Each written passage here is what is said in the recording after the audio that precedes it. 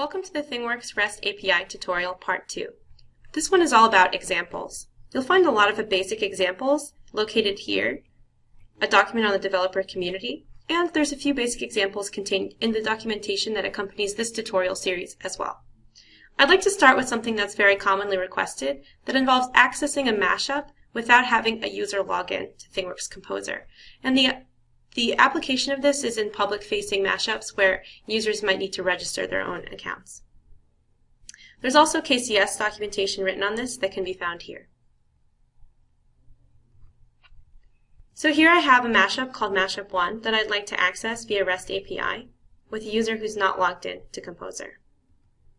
In order to test this, because I am logged into Composer as the administrator here, in order to accurately test this, I actually need to use an additional browser, one in which I'm not logged into Composer. If I type the protocol,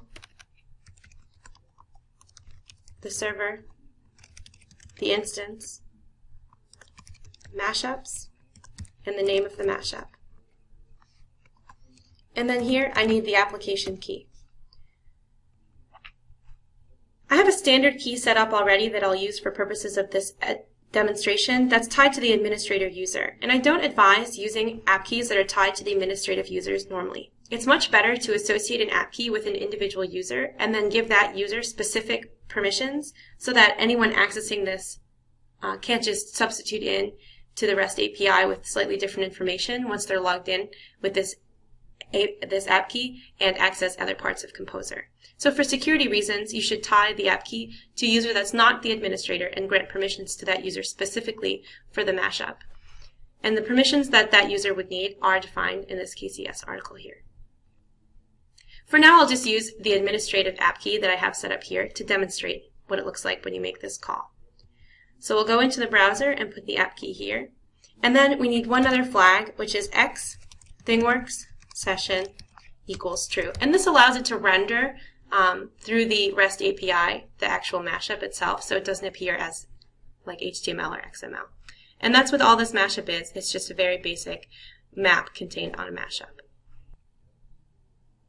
Another useful function of the REST API is for retrieving application logs. So the way that you do that is by going to the logs, and then the name of the log that you'd like to download. And then you have to use the service query log entries.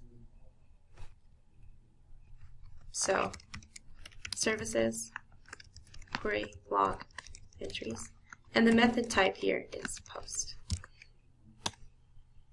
And this will return all of the information that you would find if you went to monitoring application log.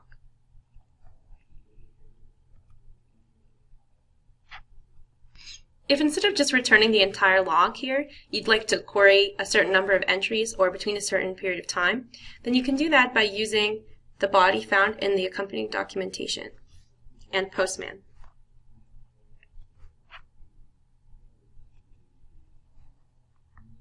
So first, let's add our authentication.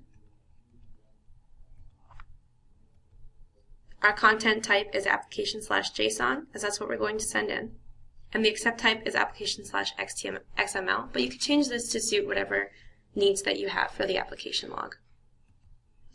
In the body section, we're going to put all of the JSON arguments required under the name value, which is a common name for input parameters in REST APIs. If you wanted to put a search expression, you could put it right here. But for now, we're just going to do between a certain time frame, and we're going to limit the max number of items.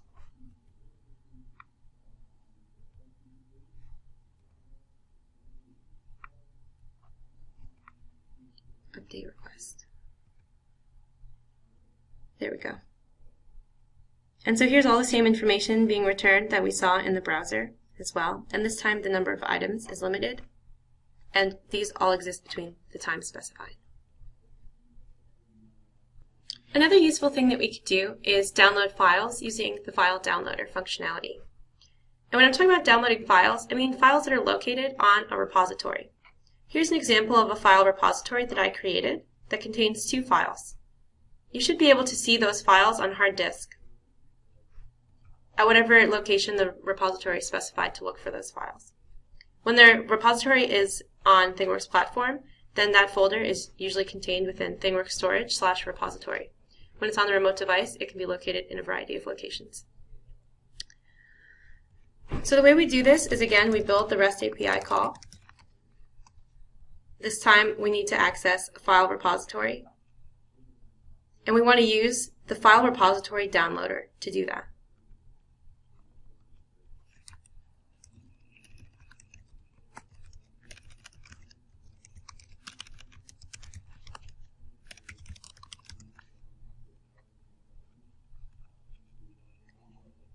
The parameters include the name of the repository that you want to download from and the path of the file contained within the repository. The download repository in this case is called repo, and the download path is just going to be /, and the name of the file is sample download.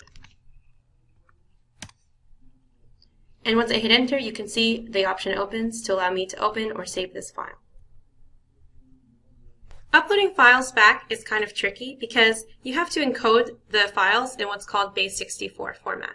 In order to encode something like that, usually you would use something that's built into the programming language that you're using, but you also could look up a free base64 encoder online.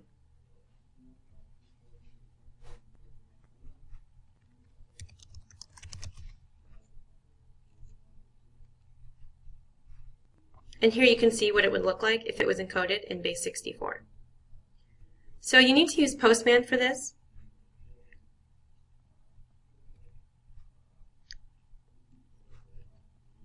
We have to make sure that the authorization is still fresh and active. So let's add that back to our headers. We're going to say that the input and output type is application/JSON. Here in the body, we'll put the folder in the repo where we want it to go, but in this case there is no folder. The name of the file, and then the base64 encoded that we had just looked up. We hit send, and we receive a 200 status. So now if we go to look in the directory, we see there's an additional file here, and the content is the base64 encoded content that we just saw. Note that the service name here, it's still located on the repo thing, but the service name is save binary and not something that sounds like upload. The type is post again, just like before. The last thing I'd like to show you in this video regards data exports and entity exports. In order to do an export, you have to use something called the data exporter, and you have to export in binary using the REST API, which is application/octet stream.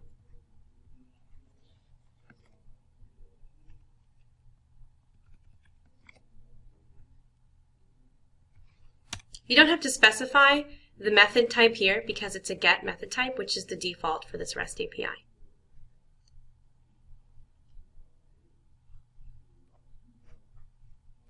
And here is the option to download the data as a ThingWorx binary file. The last request type I'd like to show you uses the exporter to download entity exports. You could do that limiting the search tags. This is the model tag that would appear on the entity here.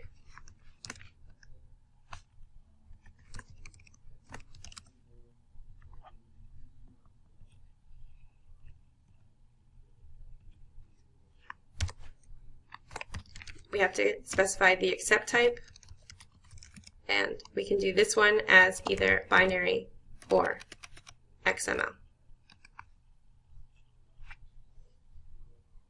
Oh, this is wrong here. Text. And there we go. And that way it'll allow me to download the file. And notice how the name is entities and not all entities. If we remove this search tags option,